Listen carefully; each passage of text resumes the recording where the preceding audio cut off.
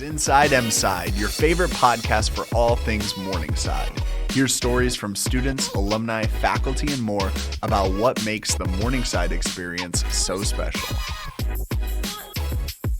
We've got a special guest for you, and you can see him if you're watching on YouTube. He is Craig Doty. He is a 2010 graduate here at Morningside University. It was college back then, but he is a Mustang nonetheless. He graduated with an English major and business administration minor. He was also a volunteer assistant here for 1 year, but his career has gone very successful since he's left Rosen Verdorn Sports Center. He's been nationally ranked at Emporia State. He won the 2018 NAIA Division I Men's National Championship at Graceland in Lamoni. And then he won 2 JUCO National Championships at Rock Valley College in Rockford, Illinois. And that's where I first met Craig. And a wonderful, wonderful coach. And I'm glad that he is a Morningside alum. Welcome in, sir. Welcome into the Inside Mside podcast. Thanks for having me, Zach. I appreciate it, brother. How did you end up at Morningside, being an Alice Esther Hudson graduate? How did Morningside find you, or vice versa? You know, when you're from Alcester, South Dakota, I was born and raised on a corn and soybean farm, and you either go to Sioux Falls or go to Sioux City to get your groceries and do your business. It's about 45 minutes to either side for me. So you go north to Sioux Falls, you go south to Sioux City. Our family was more Sioux Falls people. I was born in Sioux Falls. You know, it stayed in the state of South Dakota. But you know, my grandparents were in the Akron, Iowa area, and we would go to Sioux City probably once every couple months. Was familiar with Morningside back when they were Division II in the NCC conference, as we're big University of South Dakota fans. You know, Vermilion's just down the road from us. So you know, we had familiarity with Morningside, but ultimately I got recruited by Steve Ryan, the football coach, to play football. I was probably higher recruited in football than I was in basketball. I probably had a higher ceiling in football as a 6'3" receiver. But you know, my love was in basketball. I mean, we had a pretty good senior year, averaging 25 a game in small town South Dakota. But that doesn't necessarily correlate to, you know, doing that again. You know, when you're a 6'3" guard, and you're the biggest guy in the court, you know, it's a little different playing small school. But, you know, I had offers to South Dakota State and the Morningside and a lot of different football offers. But ultimately, when I went to Morningside on my visit, I met with Jim Sykes when I was there. Football continued to recruit, and my family and I made the ultimate decision to stick with basketball, and I ended up going to play. You know, that was the year Jim was Coach Sykes was the interim head coach for Jerry Schmuddy, and they had a ton of success. Eddie Caesar and Brad Schmidt. They that second half of the year when Schmuddy had a bad back, he was having some health issues. You know, things were hot at Morningside. You know, Coach Sykes was getting it going, and it was something you wanted to be a part of. So that's what ultimately led me to Morningside College out of high school. What led you to choose basketball over football? Well, in high school, you play basketball, baseball, football, and when you're a star athlete at a small high school, you do everything, or at least that's the way I was brought up. And you know, if you're a good athlete, you work at it, you're going to be really good at everything for that level. You know, so, you know, basketball is something we fell in love with early. I'm the youngest of 4 boys. My mom had 3 kids in 1983. She had twins in January and another in December of the same year, which is pretty wild. I think they call that Irish triplets. And then I came along a year and a half after that. So she had 4 boys in diapers at the same time. So being the youngest of all the boys, it was a pretty competitive household. And I think that, you know, my dad got a hoop when my brothers were 5 years old. Well, I was 2.5 years old, 3 years old.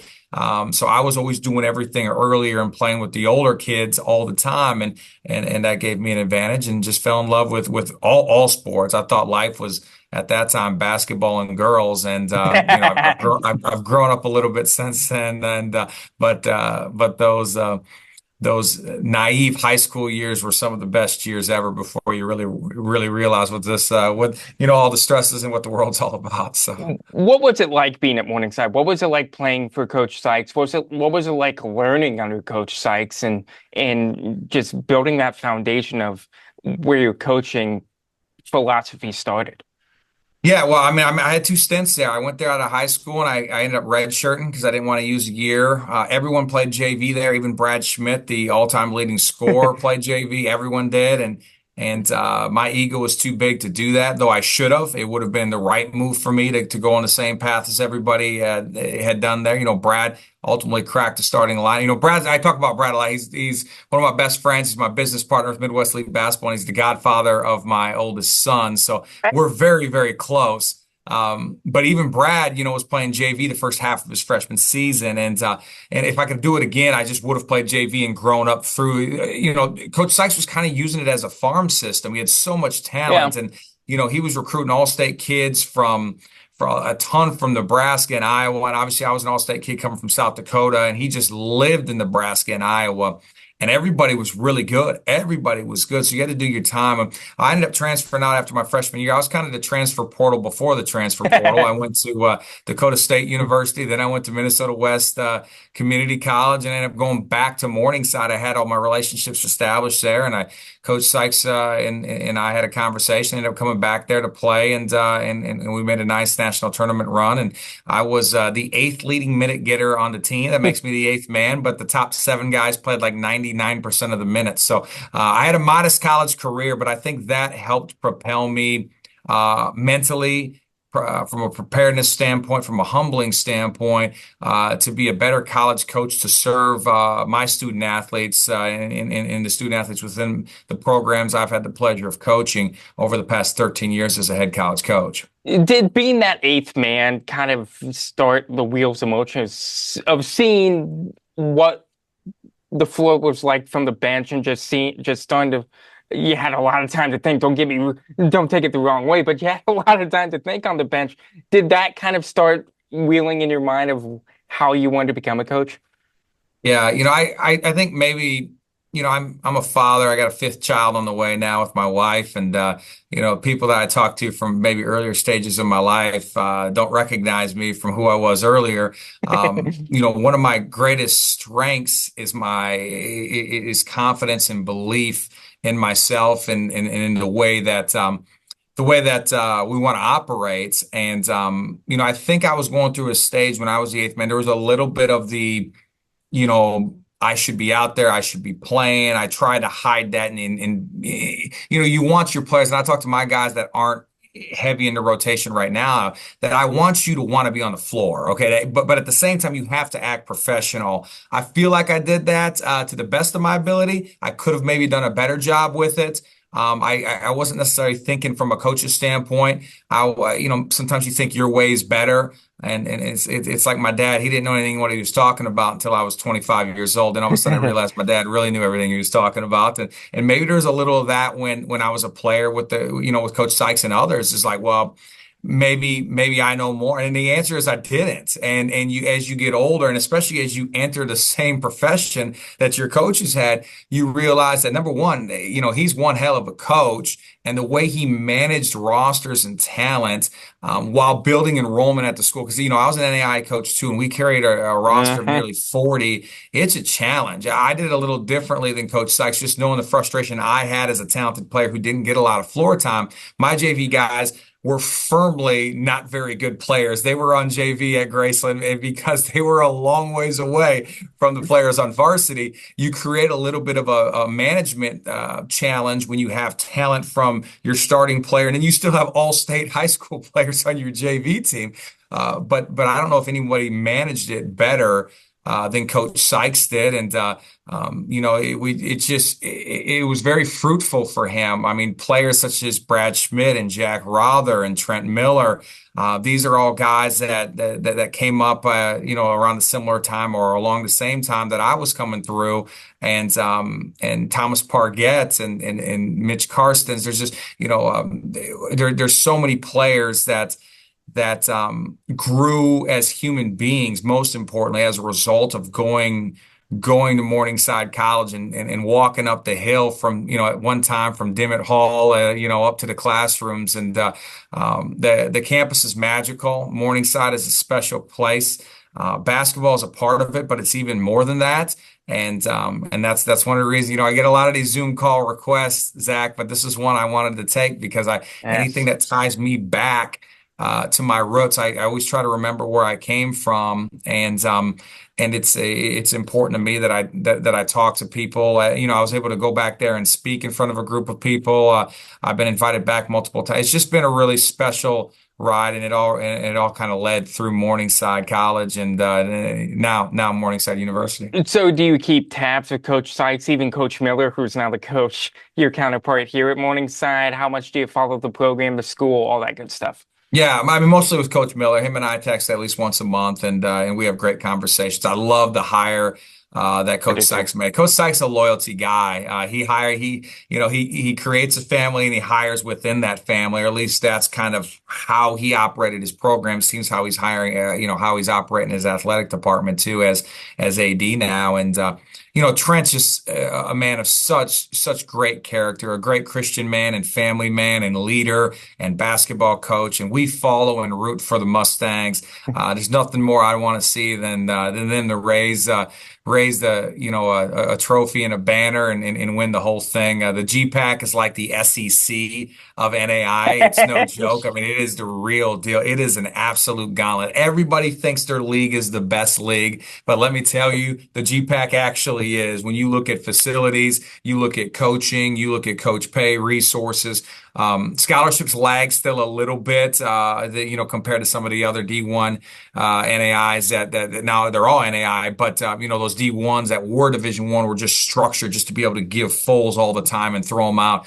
Morningside and the other GPAC schools aren't quite structured like that, but there's just an embedded culture of excellence, and Trent Miller was the right guy to be hired, and he made Coach Sykes look really smart because he's had a ton of success. What was your favorite class? Who was your favorite professor? It's a great question. I love Pat Bass in the history department. He was phenomenal. I have an English degree, so I went up with David Coyne and Marty Nepper, and in the English department. I might have been the only conservative in a class full of liberals. And I went there fighting every day, and it was a lot of fun though. And to be honest with you, it grounded me, made me really perspective driven, and made me quite the moderate that I am today as a result of seeing both sides and communicating with both sides. That's what college is all about. How can you critically think? I'm from a small town in South Dakota, like I said, born and raised on a farm, and I'm in a classroom with individuals that think completely different than me, and I don't know how that class would have operated without me, because everybody else thought one way and then I thought the other, and I was very active in it, and having conversation, and it was a lot of fun. It was fun for everybody, I think, and but no, my time at Morningside was great. The only reason I went the English route was after I transferred back. I asked, what's the fastest way I can graduate? They said English, which I never thought about, but in hindsight, the ability to read, write, listen, and speak the four components of the language, if you can do those things, you can do anything. And as this world continues to move forward with AI, it's going to be the human element, the face-to-face, the communicative side of things that's going to separate people, as AI is going to do a lot of the other jobs. So how communication works is so important. You're in that same game, Zach, and if you can talk and you can communicate, you're going to have great success. And I credit Morningside for setting me on the right path from that perspective. Professor Forbes, in religion was awesome too. There's just so many great professors and experiences that I had while at Morningside. Christian, where do you feel like Morningside helped you become so successful on the floor at your past locations and where you are now in Houston?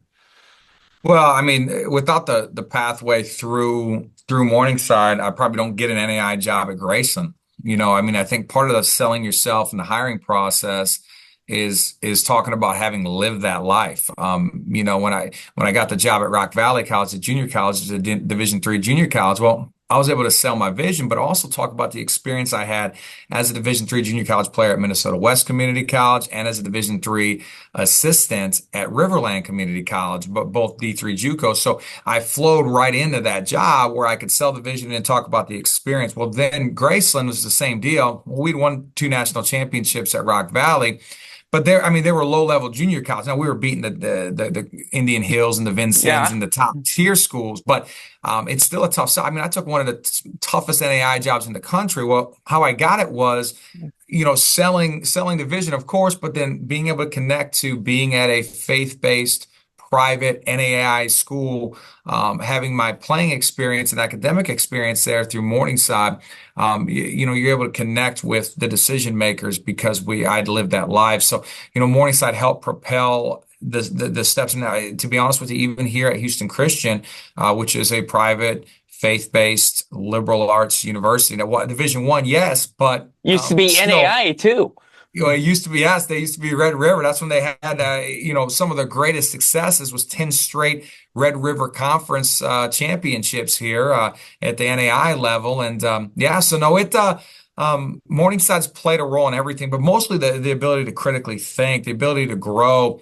I still remember in Dimmitt Hall, when you're a freshman, you do really dumb things. And I remember being in Dimmitt Hall and pulling a prank, and I took the fire extinguisher and I blasted it in one of me and a buddy blasted one of our buddies' rooms just to just to wake up the person.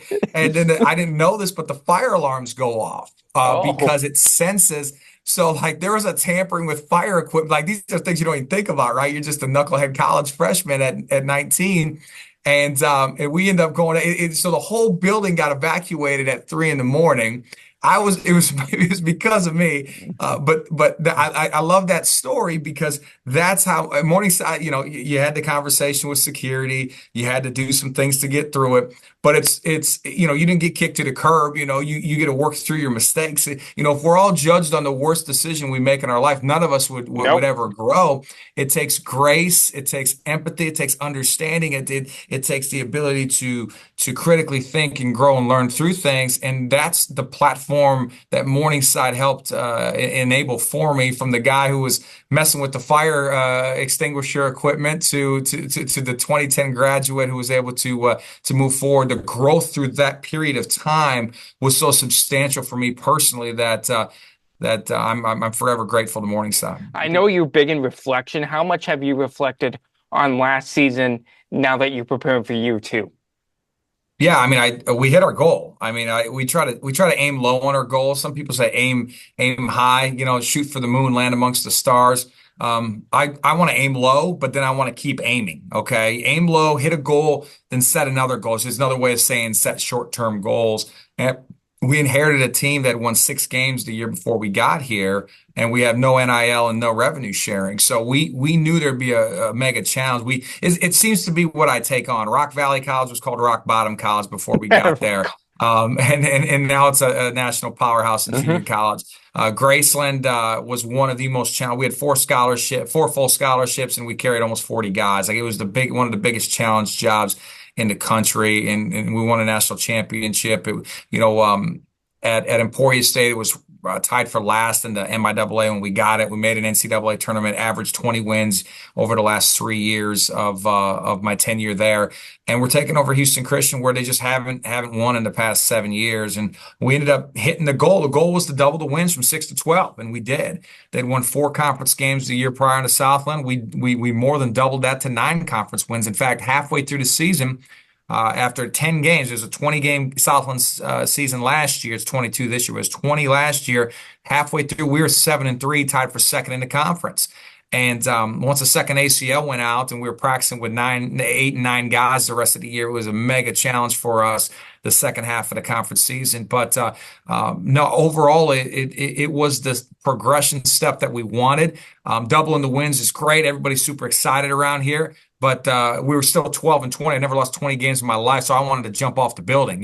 So changing expectations is part of the process of growing programs. This is my 4th rebuild. I don't take over Kentucky. I take over jobs that that are full rebuilds, and it's just kind of how we've branded ourselves and how we've had success. We double it from 6 to 12 this year. We got to get above 500. That's the next goal. Let's get above 500. We like our team. Bryson left and made over 6 figures to go to Youngstown State. Julian Mackey left to make 6 figures to go to Florida International. We lost our top 2 stat performers. But we bring back our 3rd, 4th, 5th, 6th, and 7th best players. We have a great core of 5 guys coming back, and then we help move on the 5 guys after them to help find them a level where they can get on the floor more and make more of an impact. So, we're in a different era with NIL and transfer portal and everything moving. We don't mind losing our top two guys for them to go make a ton of money. If you live 100 years, Zach, you get to play basketball for this amount Yep. of your life, and you get to make money playing basketball for this amount. So if you have a very, very small window to make money, we're going to encourage you to go get that money. And I'm not even going to agent you. I'm going to help you. So because when Julian leaves and makes money, and when Bryson leaves and makes money, I can sell that to recruits coming in. If you come here and take care of business and you elevate the program and you produce not only data points that show points per game and show production, but also show efficiency while defending, you're going to be able to have the same opportunities, whether it be NIL in college or if you graduate getting an overseas pro opportunity. So, we're all in with our guys. We want what's best for them, and we feel if we look out for the best interest of our student athletes, everything will come back to be positive for us. Some coaches get upset with transferring. They get really protective. They pull back. Why? Embrace it. They're probably gonna leave anyway. So why don't you help them along the way? And it's an honor to coach here. And not only do you get to help young men in their walk spiritually, because you always get to help in higher education, academically and socially, but the spiritual aspect here is huge. But they also help you. So it's it's a partnership with everything, and that's what makes this fun. They keep me young. I turned 40 here in a few days, and I've never felt as good as I do today. I appreciate you having me on. It's been a lot of fun talking with you, and go Mustangs, man. Go Steve Ryan here this fall. Go Jessica. I don't know what her it was Jessica Jaden. I don't know what her last name is anymore. Volleyball, or she's a volleyball coach, right? Yep, Coach Squire is the volleyball coach. They get going. They're well into their season now. Soccer, men's soccer was preseason number 1, so hopefully they're doing their thing. So yeah, we're really excited for a good athletic and academic year. Let's go. Let's do it. Mustangs. Here we go. Thanks to Coach Doty for his time earlier this fall chatting with me before his season got a little bit busy. And to follow along with Morningside Athletics, make sure to check out MsideMustangs.com. And make sure to like and subscribe to this podcast and to watch earlier episodes of the Inside Mside podcast. For the university engagement staff and everybody else here at Morningside University, this is Zach James, thanking you for watching and listening to this latest edition of the Inside Mside podcast. We'll talk to you next time.